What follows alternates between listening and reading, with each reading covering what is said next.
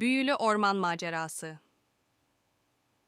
Bir zamanlar, inişli çıkışlı tepeler ve gevezelik eden dereler arasında yer alan küçük bir köyde, Lily adında meraklı küçük bir kız yaşardı. Lily'nin hayal gücüyle dolu bir kalbi vardı ve etrafındaki dünyayı keşfetmeyi seviyordu. Güneşli bir sabah, yakındaki büyülü ormana doğru bir maceraya atıldı. Lily ormana adım attığında, kaşların sivil sivil tatlı melodileri ve hafif esintiyle yaprakların hışırtısıyla karşılandı. Hava, kalbinin heyecanla çarpmasına neden olan büyülü bir enerjiyle doluydu. Lily ormanın derinliklerine doğru yürürken yaşlı meşe ağaçlarının arkasından yayılan tuhaf bir parıltıyı fark etti.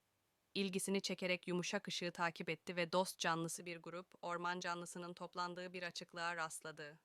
Açıklığın ortasında, büyülü ormanın koruyucusu olan Oliver, adında yaşlı, bilge bir baykuş duruyordu. Oliver, ormanın hayallerin hayat bulduğu büyülü bir yer olduğunu ve her ağacın ve yaratığın anlatacak bir hikayesi olduğunu açıkladı. Hayvanlar, Lily'yi, konuşan sincaplarla, şakacı perilerle ve hatta yaramaz ama dost canlısı bir cüceyle karşılaştıkları ormandaki büyülü bir yolculuğa kendilerine katılmaya davet etti. Yol boyunca bilmeceleri çözdüler, ateş böcekleriyle dans ettiler ve gizli hazineleri keşfettiler. Gün geceye dönerken büyülü orman parıldayan bir harikalar diyarına dönüştü. Ay ışığının aydınlattığı gökyüzü ağaçların tepelerine gümüşü bir ışıltı saçıyordu ve yıldızlar aşağıdaki ormana sırlar fısıldıyor gibiydi. Ormanın kalbinde parıldayan mantarlarla çevrili büyülü bir gölete rastladılar. Lily'yi hayrete düşüren gölet, sadece kendi hayallerini değil aynı zamanda dünyadaki tüm çocukların hayallerini yansıtıyordu.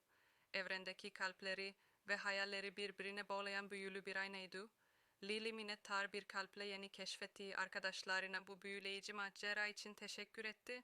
Büyülü yaratıklara ve koruyucu baykuşa veda ederken, hayatında bir tutam büyüye ihtiyaç duyduğu anda büyülü ormanı ziyaret edeceğine söz verdi. Lily, büyülü ormanın büyüsünü yanında taşıyarak sevinç dolu bir kalple eve döndü ve o günden sonra gözlerini her kapattığında perilerin kahkahalarını ve rüzgarın hafif fısıltılarını duyabiliyordu.